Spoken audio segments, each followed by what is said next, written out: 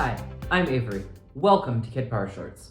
If you've been following our series, you'll know we've covered a lot of topics, from awareness to online safety, triggers to boundaries and friendships. Today, we're talking about ways to apply these skills to a serious real-life problem, human trafficking. First, what is trafficking? Human trafficking is the use of force or coercion to get someone to provide labor or commercial sexual services. Sexual trafficking can include selling photos, videos, or services from someone against their will, and labor trafficking can include forcing people to work without the rights, compensation, and freedom of choice that they deserve. Trafficking is modern-day slavery.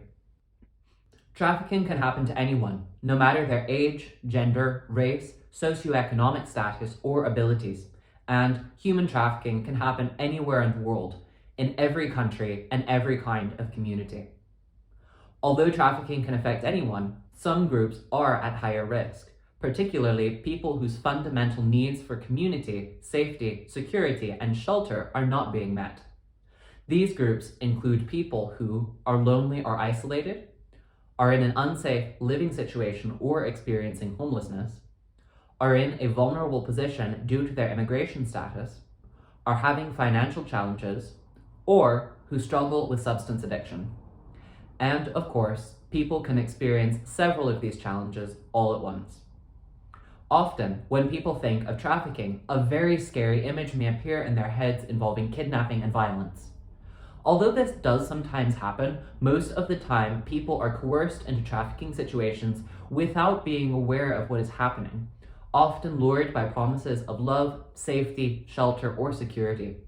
In fact, instead of being strangers, many trafficking perpetrators are people the victim knows, such as friends, employers, partners, and even family.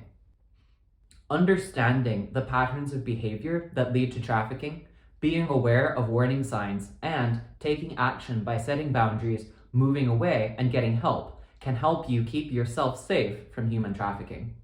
And although the thought may be frightening or uncomfortable, it is important to accept that we, or the people in our lives, could be vulnerable to being tricked or lured into an abusive, exploitative situation. If we refuse to believe the possibility that trafficking might someday affect us, we are less likely to recognize it if it does. When a trafficking perpetrator is approaching a potential victim, they use a set of techniques collectively called grooming. Keep in mind that grooming and exploitation happens both in person and online, where traffickers can easily pretend to be someone else.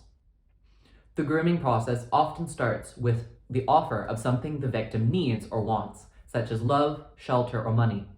These strategies work by being positive triggers. If you are struggling financially, it is easy to get so relieved to finally have an offer of stable income that you don't think clearly.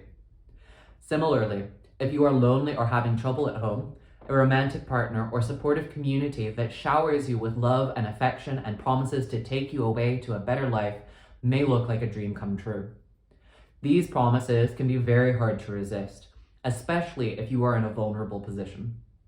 Practice being aware of when you are vulnerable and take extra care to manage your triggers, even when managing your triggers is hard. Recognizing when you are positively triggered is the first step to keeping yourself safe. If something seems like it is too good to be true, it probably is. The first step is to calm down and think critically about whether this opportunity is reasonable. For example, some red flags include jobs that offer too much money too fast with no experience, where housing and transport are covered, descriptions of what the job involves are unclear, there are no clear and transparent contracts, or the employer makes immigration promises that are unlikely to be possible. A trafficker may engage in a romantic relationship that moves too fast, where they shower gifts such as expensive items or large sums of money. This can be a sign of coercion, especially if they try to isolate you from your friends, family, or community, either physically, such as leaving home, or emotionally, such as keeping secrets about who you are seeing and what you are doing together. Falling in love, being swept off your feet, or other dramatic love-bombing romantic gestures over a short period of time are signs that you are being positively triggered and are warning signs that someone may be trying to manipulate you. Be aware if someone offers favors and then, after the fact, demands something in return. This tactic works by making people feel like they owe the perpetrator. However, you do not owe anything to someone if you did not agree beforehand the terms of the trade. Even if you did agree the terms of a trade, you deserve to be able to change your mind if you later realize that what you agreed to is unsafe or unethical. If you think someone in your life is trying to coerce you into a trafficking situation, you should leave and get help. Some skills that might help you do this include setting clear boundaries and moving away in person or online, including telling a safety lie in order to escape. As soon as you get away, go somewhere safe and find someone who can help you. Often, traffickers will use emotional coercion to try and isolate their victims from their sources of support, such as family and friends. This can include developing a strong emotional bond with you and then using this to pressure you into doing things for them in return. Trying to get you to move away from your other connections, including vilifying people who you're trying to help you. Not wanting you to have privacy from them, including wanting to have access to your phone or relentlessly stalking your social media. Trying to convince you that they are all you need, and acting hurt or angry when you express your desire for time with other people. Trying to convince you to physically leave home and stay with them.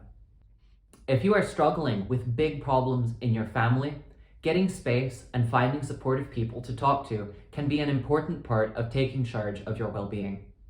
Before you leave your home, think about whether someone who is encouraging you to get space from your family is trying to harm you or help you. Where are they telling you to go? A trafficker is more likely to try to isolate you by getting you away from others and by acting like they alone care about you and can solve all of your problems. No single person can do this, and behaving this way is a big red flag. Instead of going with someone, look for friends who support you in getting help from a broad range of sources, including reputable organizations, mental health professionals, or the police if this is safe and appropriate for your situation.